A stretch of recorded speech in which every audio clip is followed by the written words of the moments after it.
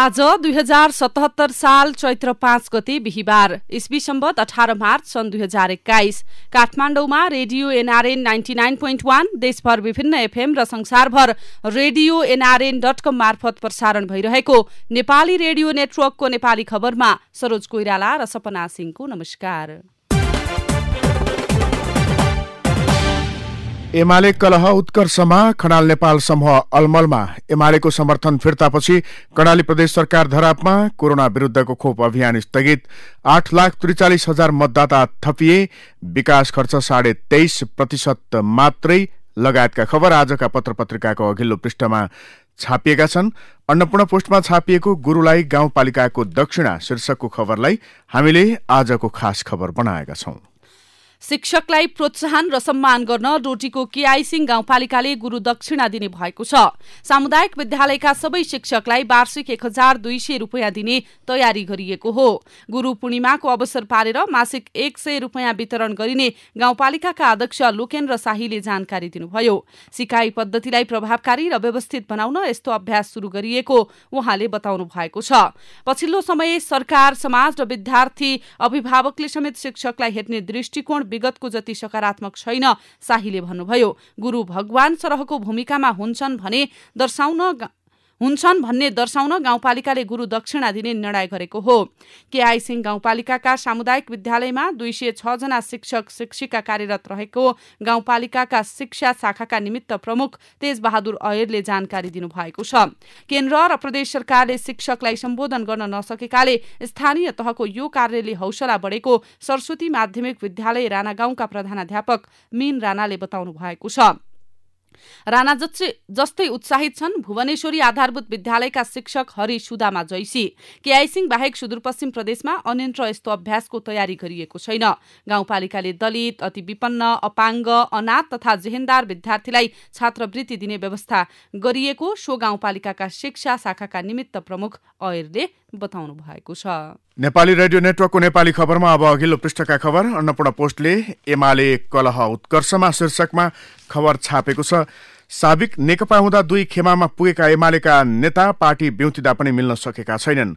बरु वरिष्ठ नेता माधव कुमार नेपाल र झलनाथ खनाल पक्षको राष्ट्रिय भेला बुधबार शुरू भएको छ।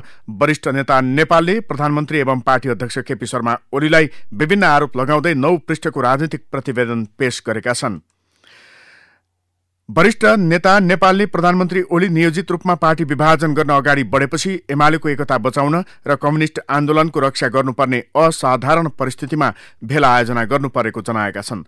पार्टीमा हुर्कदै गरेको चरम महत्वाकांक्षी व्यक्तिवादी गुटबन्दीले पार्टी र आन्दोलनमाथि थप्दै गरेका चुनौती, त्यसले भत्काउँदै गरेको सामूहिकता युक्त पार्टी जीवन, लोकतान्त्रिक मूल्य र भावनाको क्षय, विचारहीन असैद्धान्तिक तथा राजनीतिक प्रवृत्तिहरूको वृद्धि, त्यसले पार्टी र आन्दोलनमा उत्पन्न गरेको विभाजन तथा विघटनका आशंका बढ्दै गएको प्रतिवेदनमा उल्लेख छ।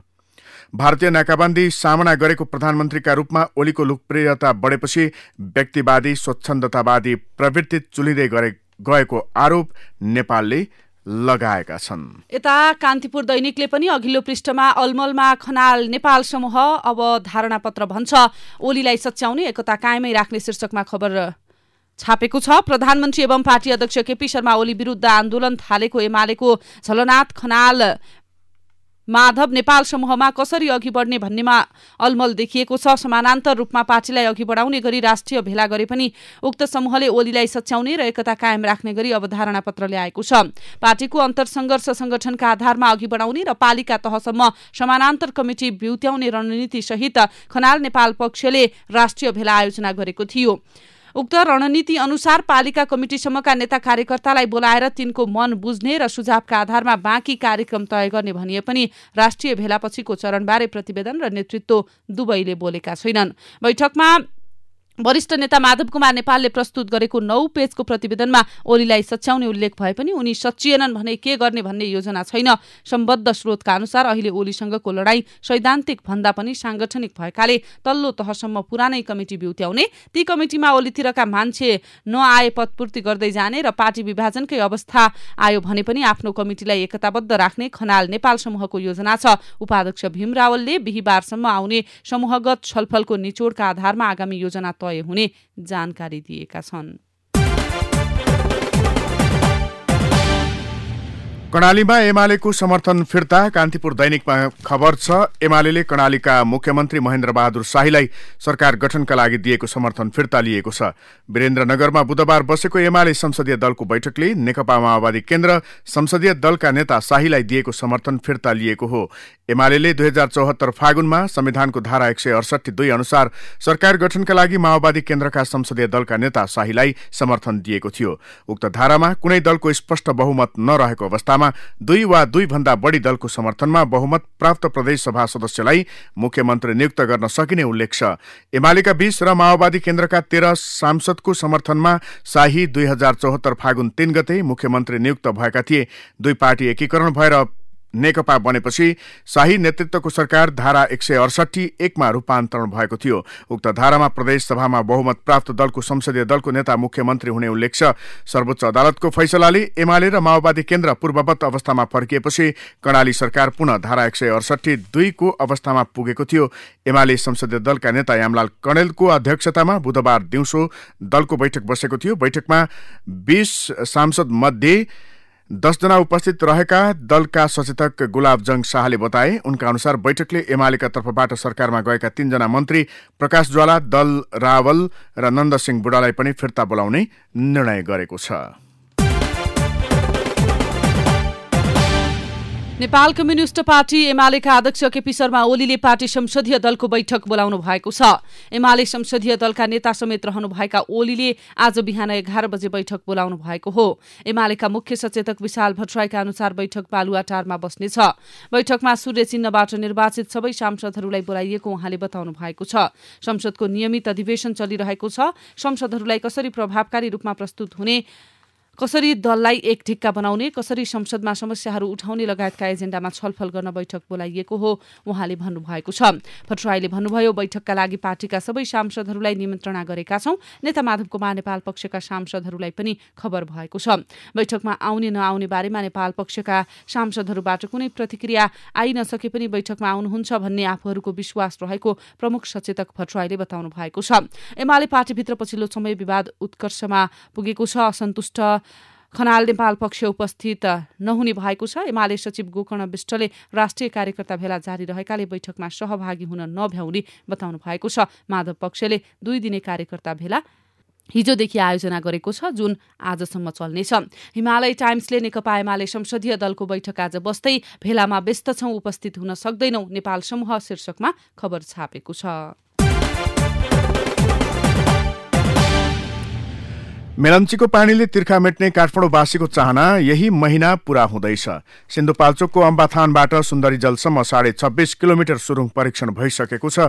सुन्दरी जलमा 17 करोड लिटर क्षमताका 2 ठूला प्रशोधन केन्द्र छन्। मेलम्चीबाट आउने 17 करोड लिटर पानी दैनिक ती प्रशोधन केन्द्रमा प्रशोधित हुन्छ। प्रशोधन केन्द्रबाट पाइपलाइन मार्फत चैत 15 गतेदेखि पानी ट्याङ्कीमा पानी पठाइने मेलम्ची खानेपानी आयोजनाका कार्यकारी निर्देशक तिरेश प्रसाद खत्रीले बताए। काठमाडौँ उपत्यका खानेपानी लिमिटेड केयुकेएल अन्तर्गत आयोजना कार्यान्वयन निर्देशनालयका उपनिर्देशक उज्जवल प्रजापतिका अनुसार प्रशोधित पानी 10 ठाउँमा रहेका पानी ट्याङ्कीमा आउनेछ। काठमाडौँका मेन भवन, अनामनगर, आरुबारी, महाकाल, बाँसबारी, बालाजु, पानी पोखरी, कीर्तिपुर, भक्तपुर, बोडे, ललितपुर, खुमलटारमा पानी ट्याङ्की छन्। भक्तपुर कटुन्जेमा भने निर्माणाधीन छ। यी ट्याङ्कीको कुल क्षमता 74,500 घनमिटर छ। यी ट्याङ्कीबाट मेलम्चीको पानी पाइपलाइन मार्फत सेवाग्राहीका धारामा आउनेछ। यसरी आउँदैछ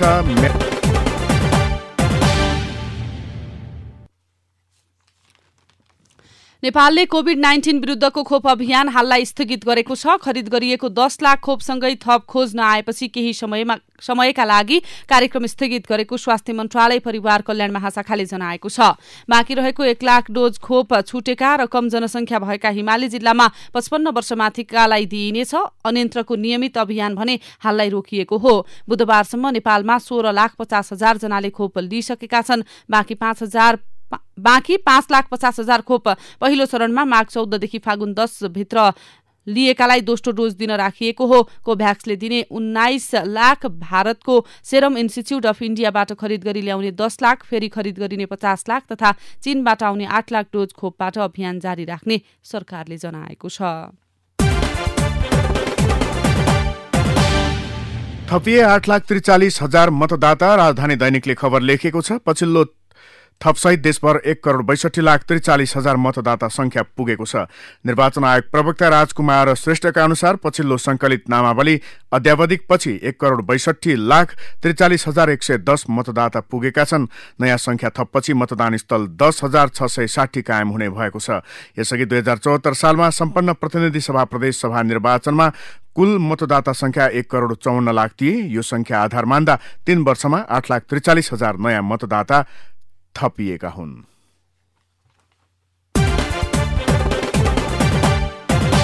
अदालतमा मुद्दाका चाङ फैसला कार्यान्वयन पनि फितलो शीर्षकमा आजको नागरिक दैनिकको अघिल्लो पृष्ठमा खबर छ।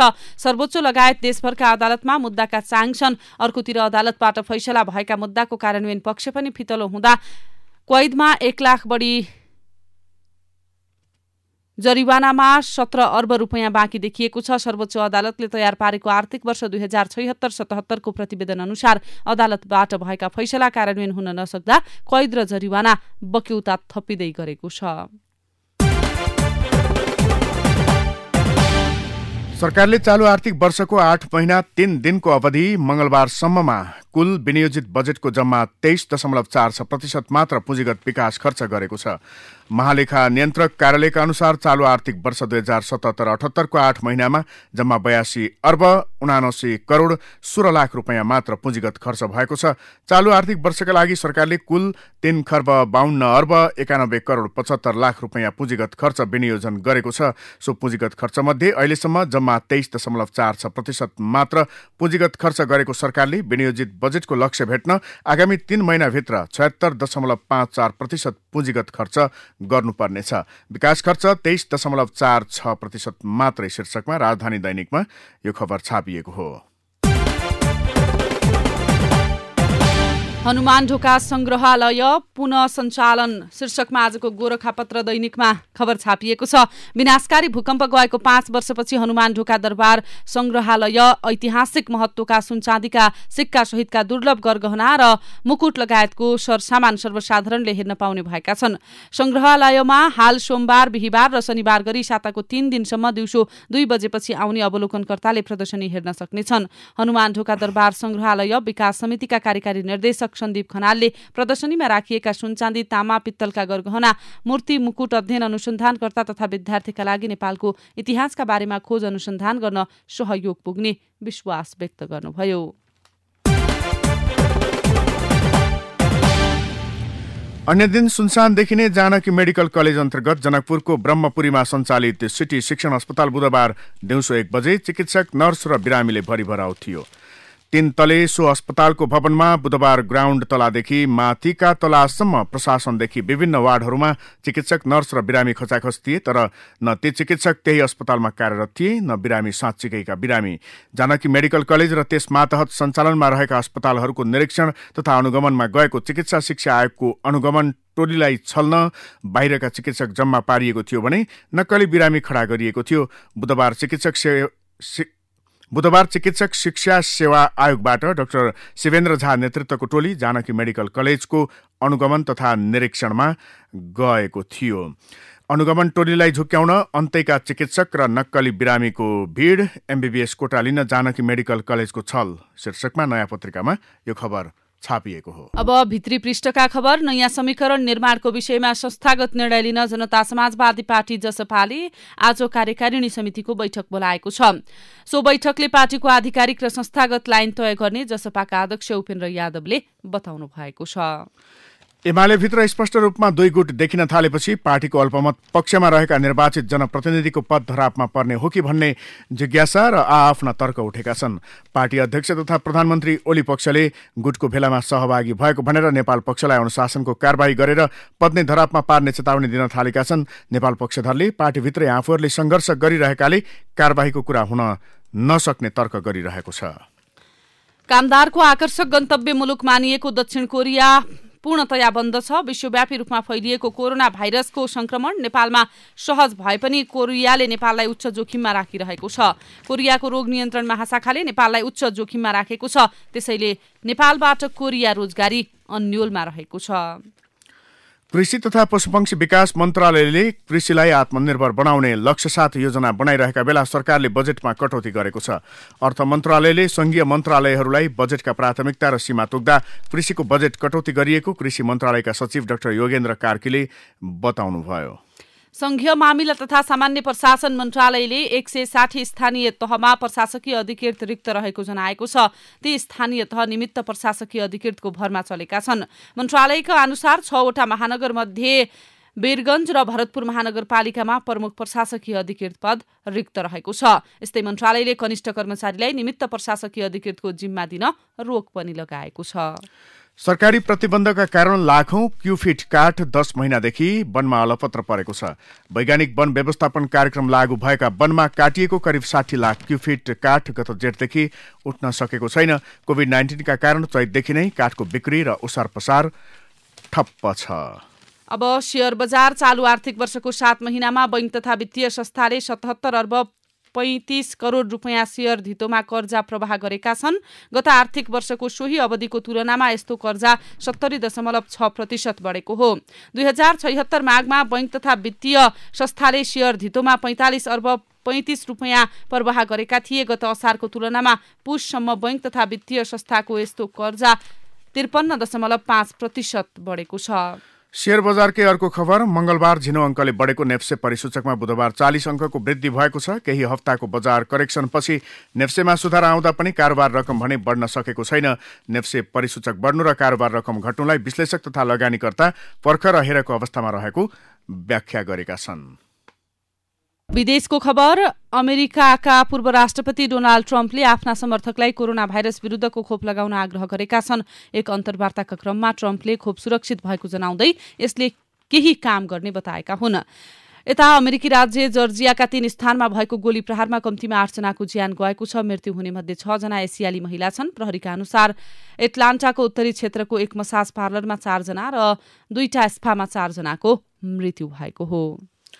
अब खेल र खेलाडीका खबर, दोस्रो संस्करणको इलाम आमन्त्रण खुल्ला पुरुष भलिबल प्रतियोगितामा विभागीय Tribhuvan army club, Nepal APF club र साबिकको विजेता गण्डकी प्रदेशले विजयी सुरुवात गरेका छन्।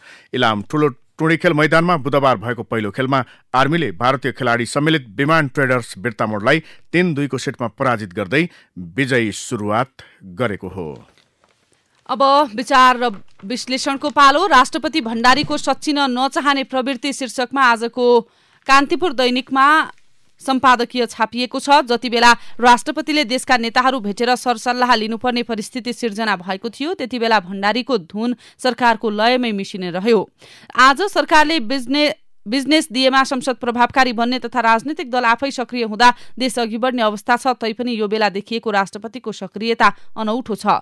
खास गरी बैठकमा प्रधानमन्त्रीले मुलुकलाई निर्वाचनतिर लैजाने संकेत गरेपछि अरू दलका नेताले विरोध गर्दा राष्ट्रपति भण्डारीले जसरी ओली आशयको बचाउ गर्नुभयो त्यो नै ताज्जुब लाग्दो र अशोभनीय छ। चुनावमा जाने कुरा लोकतान्त्रिक हो, यसलाई नकारात्मक रूपमा लिन भएन भन्ने भण्डारीको भनाई सैद्धान्तिक रूपमा सही भए पनि परिस्थिति र समय सन्दर्भका दृष्टिले भने यसलाई उचित मान्न सकिँदैन। विवाद रहित रहनुपर्ने व्यक्तिले राजनीतिक विवादको भुङ्ग्रोमा हात नहाल्नु नै उत्तम हुन्छ। यसरी नेताहरूलाई शीतल निवास बोलाएर प्रतिनिधि सभा विघटनका लागि सहमति जुटाउन खोजेको जस्तो देखिनुले फेरि राष्ट्रपति संस्थाको गरिमामाथि प्रश्न उठेको छ।